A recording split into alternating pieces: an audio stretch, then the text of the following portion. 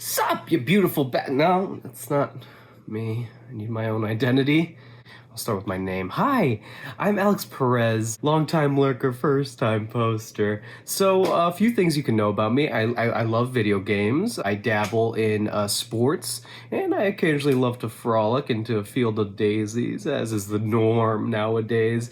So, welcome to my YouTube channel. This is my first video of many. I shall be working on more shortly. Yeah, so this is my first video. It's going to be about, video games media and building up hype, the Summer Games Fest, building that anticipation. Maybe it's unnecessary or something, but yeah, it's gonna be a lot about that, and it's gonna be a short little cute deep dive, as you would assume. It's mostly about hype, really, if I'm being honest, and how bad it can be. And I, for one, am very much in the hype, so much so that you would think I'm always directed by the elegant Lin-Manuel Miranda. So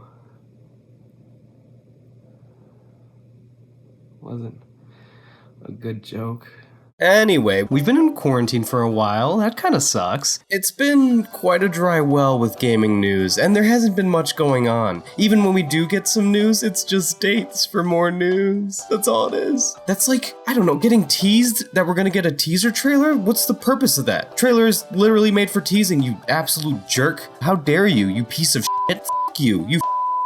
Putting that aside, we were shown a bright light in video games media. First, we got gameplay for the Xbox Series, and that's not true, because it wasn't gameplay. What am I talking about? Who wrote this script? Are you kidding me? Is this real? Are you serious? Second, we got a glimpse at the PS5 controller, along with specs and rumors. Wait. That's not news! Why would that be news? God, Sony, do something!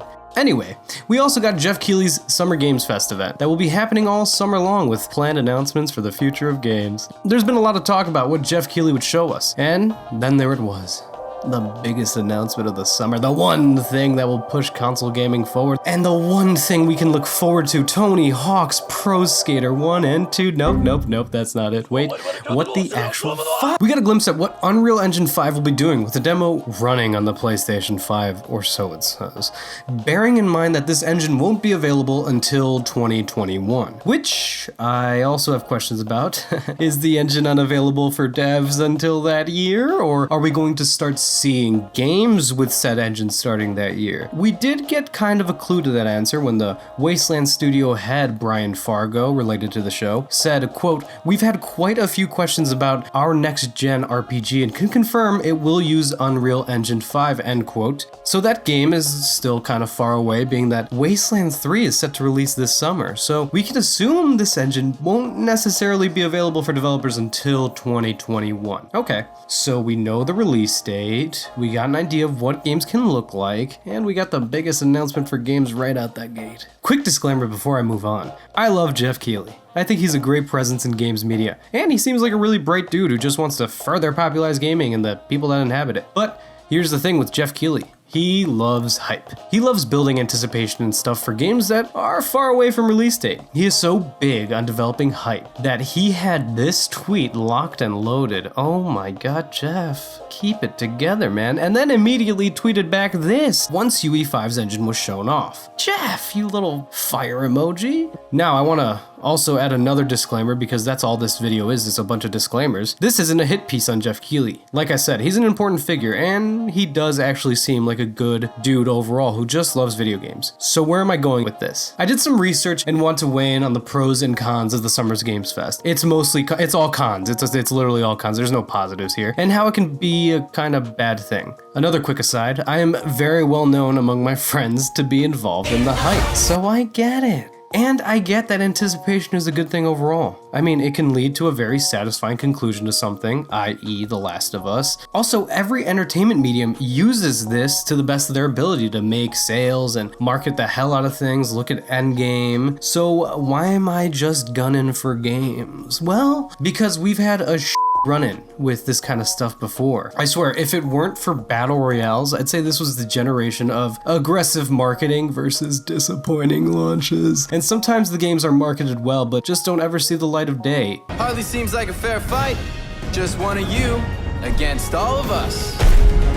So what's been going on with the marketing and the players? Well, that kind of leads to my next point. Expectations versus reality. We are led to believe that games are massive. Games are good. Games will be this big, magnificent thing that are filled with joy, fun, endless rendering, no loading screens, a universe that's filled to explore, a dude that you can mate with. And then reality hits. It somehow falls short. And sometimes the fans are to blame because they tend to build the imagination in their minds of what they expect versus what the developers are actually capable of doing. At the same time, the messaging can be tricky or downright heinous. Be able to play with your friends. Yeah. Friend?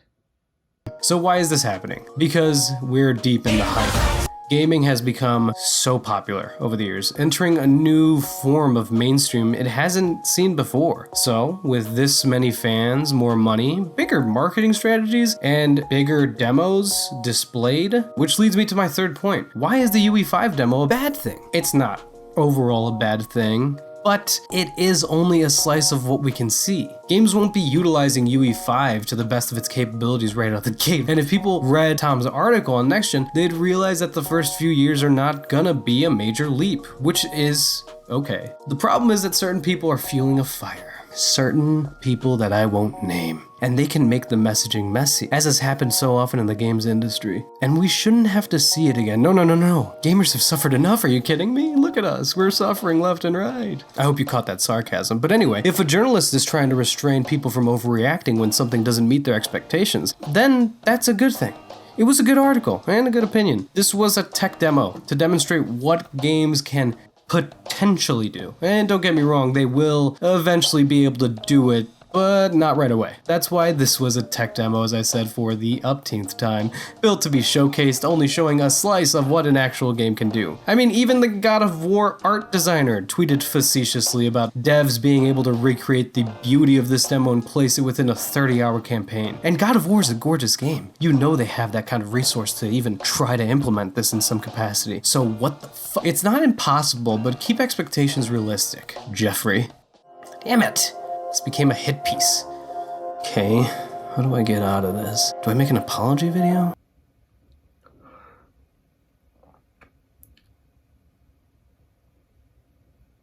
I'm sorry. No, I could just end the video and just hide in Nebraska. Somebody. Or I can tell you that you can't control how much you anticipate something. So technically this video was all for nothing. Somebody. Although you could try to do some research and investigate how realistic your expectations are and if they can be met. Otherwise you may end up disappointed with the result and bitter because of it. I am one of the most bitter human beings because Metal Gear Solid 5 didn't have a chapter 2 or a chapter 3. I forget what chapter it was, but I'm still pissed about it, guys.